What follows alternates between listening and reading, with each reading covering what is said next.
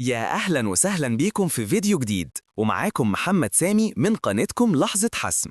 النهاردة هنتكلم عن حجر الزاوية لأي نجاح حقيقي ومستدام في حياتك، وعن المهارة اللي لو امتلكتها هتفتح لك أبواب كتير كانت مقفولة وممكن تكون السبب في تعطيلك. بناء الثقة بالنفس، تمارين عملية مجربة لزيادة إيمانك بنفسك وقدراتك. كتير مننا بيعاني في صمت من قلة الثقة بالنفس، وده ممكن يخلينا نخاف نجرب حاجات جديدة، نرفض فرص كويسة ومستقبلية، أو حتى ما نعرفش نعبر عن نفسنا ورأينا بوضوح في المواقف المهمة. بنحس إننا مش كفاية أو إن قدرات. الحقيقة إن الثقة بالنفس مش حاجة بتتولد بيها أو بتيجي عن طريق الحظ، لا، دي مهارة نفسية وعقلية بتكتسبها بالممارسة والتدريب المستمر. زي أي عضلة في جسمك، كل ما تمرنها أكتر بشكل صحيح، كل ما بتقوى وبتصبح جزء لا يتجزأ من شخصيتك.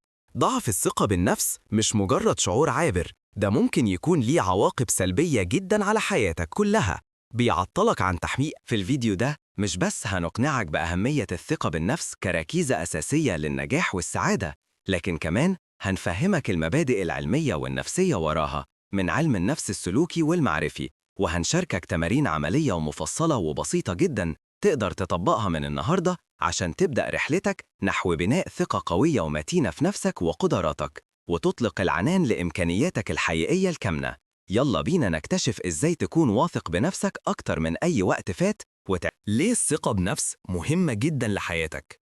مفاتيح النجاح، الراحة النفسية والتأثير الإيجابي. بتحقق أهدافك بسهولة وكفاءة أكتر. Achieving goals with ease.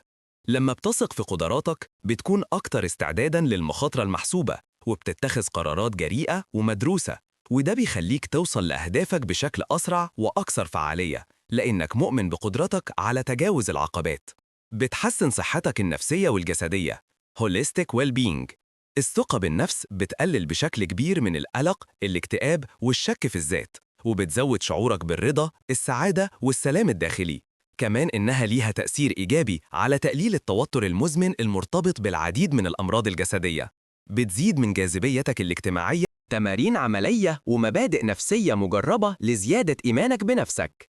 التمرين الأول: سجل إنجازاتك The Achievement and Success Journal. المبدأ النفسي: التركيز على الإيجابيات وإنجازاتك الفعلية يعيد برمجة عقلك الباطن ليرى ذاتك كشخص كفء وناجح. كل يوم قبل ما تنام خصص 5 دقايق بس لتكتب فيها 3 إنجازات صغيرة أو كبيرة عملتها في اليوم ده. ممكن تكون حاجات بسيطة زي خلصت تقرير التمرين التاني: واجه خوفك بخطوات صغيرة. Incremental Exposure و Comfort Zone Expansion. المبدأ النفسي: الثقة تبنى من خلال التجارب الناجحة المتتالية اللي بتتجاوز منطقة راحتك تدريجياً. الثقة بتيجي من التجربة والتعرض. لو بتخاف تتكلم قدام الناس، ابدأ تتكلم مع شخص واحد بثقة، بعدين مجموعة صغيرة من الأصدقاء، بعدين جرب تسأل سؤال في اجتماع عمل صغير. كل خطوة صغيرة وناجحة بتكسر حاجز. التمرين الثالث: اعتني بجسدك وعقلك Holistic Self-Care و Power Posing. المبدأ النفسي: الجسد والعقل مترابطان. تحسين صحتك البدنية بيأثر إيجاباً على حالتك الذهنية والعاطفية Body-Mind Connection. لما بتعتني بصحتك الجسدية، رياضة منتظمة، أكل صحي متوازن. التمرين الرابع: ركز على نقاط قوتك الفريدة Leverage your unique strength. المبدأ النفسي: التعرف على نقاط القوة واستخدامها يعزز الشعور بالكفاءة والتقدير الذاتي. كل واحد فينا عنده نقاط قوة فريدة تميزه. بدل ما تركز على عيوبك ونواقصك، ركز على الحاجات اللي بتعرف تعملها كويس جدا، وخصص وقت لتطويرها أكتر واستخدامها في حياتك اليومية. ده بيخليك تحس بقيمتك وبتزيد. التمرين الخامس: لا تقارن نفسك بالآخرين The Comparison Trap. المبدأ النفسي: المقارنة الاجتماعية المستمرة تقتل السعادة وتدمر الثقة بالنفس. كل فرد ليه مساره الفريد. السوشيال ميديا بتخلينا نقارن كواليس حياتنا بلقطات مثالية ومعدلة من حياة الآخرين. تذكر إن كل شخص ليه رحلته، تحدياته وظروفه. ركز على تطورك أنت وعلى رحلتك أنت. التمرين السادس: احتفل بانتصاراتك الصغيرة Celebrate small wins regularly. المبدأ النفسي: الاحتفال بالإنجازات الصغيرة بيعزز نظام المكافأة في الدماغ، مما يشجع على الاستمرارية ويقوي الإيمان بالذات. كل خطوة لقدام حتى لو صغيرة جدا تستاهل الاحتفال.